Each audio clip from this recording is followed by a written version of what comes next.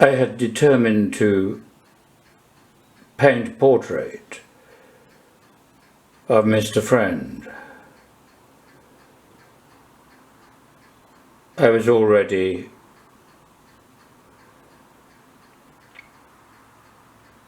promising myself to find the reel-to-reel tapes of his legendary bowler hat talks.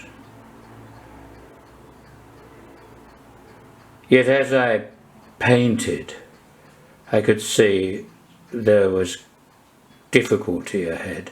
I could see I wasn't achieving anything that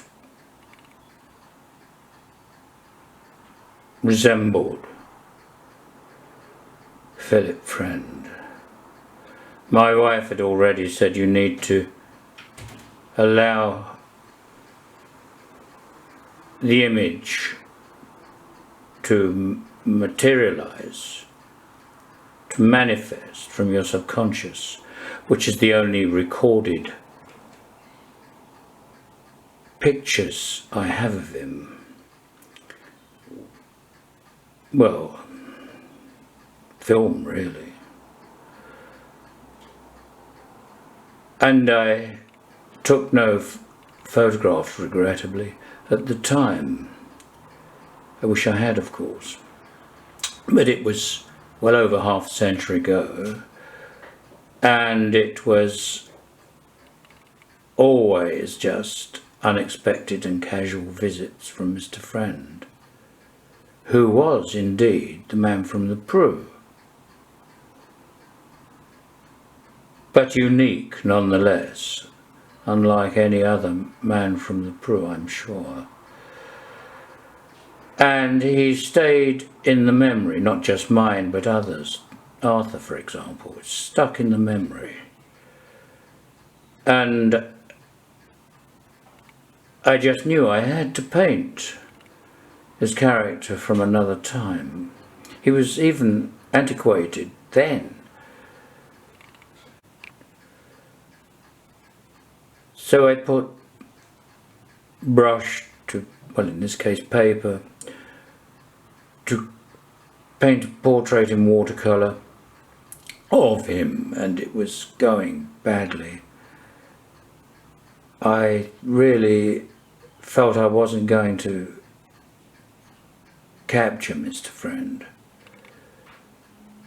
And I didn't know what to do. I just kept on trying and trying. This was yesterday, late afternoon by now. Nothing was happening.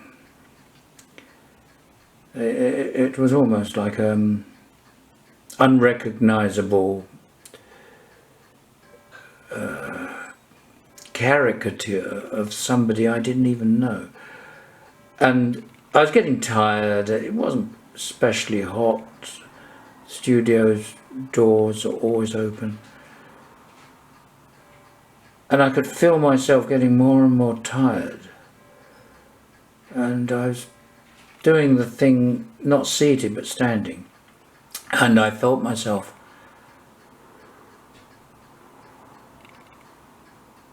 having a bit of a wobble. I'd had a turn earlier in the year where, coming up from the beach, I reached the top. Fortunately, I was not alone, and started to, well, we don't know, but I managed, with the help of Sarah, to get home, and where I collapsed and actually went unconscious. The paramedics, who came quite promptly, were unwilling to suggest, because one has to go to hospital to have that confirmed, a heart attack or a stroke or anything like that. But whilst they wouldn't rule it out, they felt I didn't have the other determining factors. my blood pressure, then as yesterday, was quite below what it normally is, and what it normally is just within the high acceptable ratio. So high but acceptable. Whereas on both occasions, yesterday included, my blood pressure plummeted. I mean, really plummeted. I became clammy and cold. After some rest, I recovered and everything seemed to be back to normal. But in the interim, I had gone a bit potty and attempting to find a friend. Not a friend, but Mr. Friend, who was eluding me.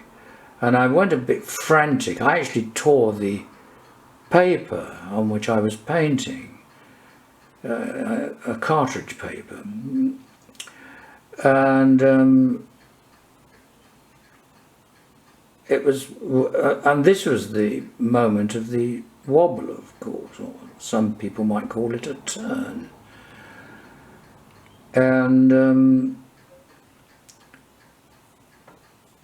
slopping on this and that, watercolour, water, even a bit of acrylic, you know, nothing was going to stop me.